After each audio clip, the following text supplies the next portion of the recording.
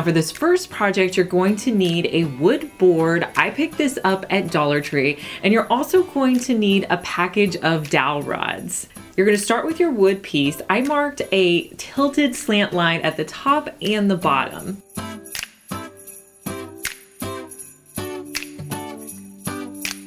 Next, I pulled out 5 dowel rods to use for this project. Now I want my dowel rods to be different lengths, so I put a little line where I wanted to cut them. Next, I'm going to use my skill saw to cut on all of those lines that I created. So I'll cut my wood piece, and I'm also going to cut my dowel rods. Next, I'm going to sand any rough edges on my wood pieces or dowel rods.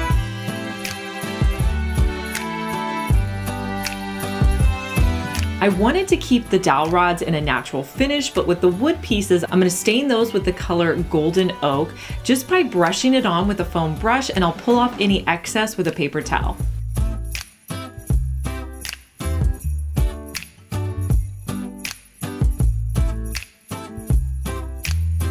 So I grabbed some nails that are finishing nails I already had on hand, really just need some smaller finishing nails for this project. And I'm going to start by hammering in a nail to the middle part of my dowel rod.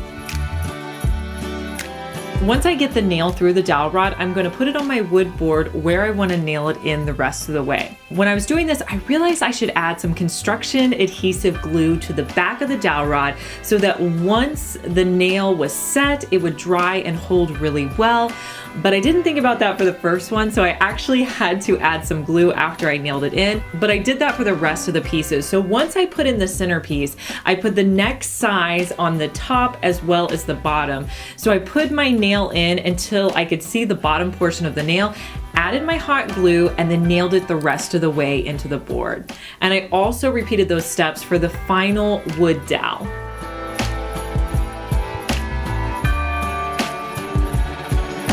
Now, if you haven't guessed already, this is going to be a jewelry organizer that I think it looks really nice to hang it on your wall. All you're gonna do is put command strips on the back.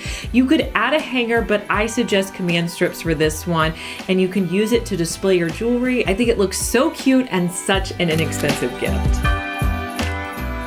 This next gift, I'm calling it an essentials jar. So you need any kind of clear jar. This could be a glass jar, it could be a plastic jar, and whatever size you want it to be. I think it's better if it has a little lid to it. My idea for this was a jar of essentials you could give to somebody with items they could just leave by their front door or maybe put in their car, of those everyday items that we need. So I went shopping and bought some of those essential items that you need. One of the items that I thought would be really great would be gum, hand sanitizer, maybe a first aid kit, some chapstick. You could put anything you want into this jar.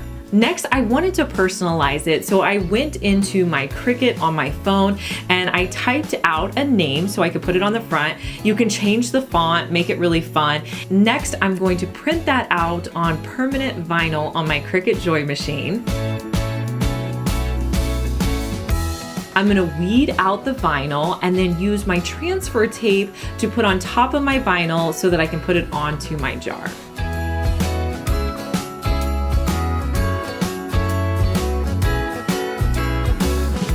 To finish this off, I'm gonna hot glue a ribbon around the top of the jar.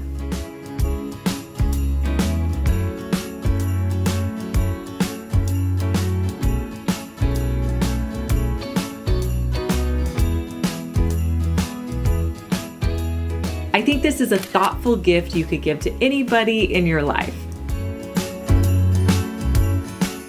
Hey guys, I'm Liz and you're watching my second DIY channel where I post daily DIY videos. You may be familiar with my main channel, Liz Fenwick DIY, but I'm glad that you found me over here on my second channel. Make sure that you're subscribed so you just get notified every day when I post our daily DIY video.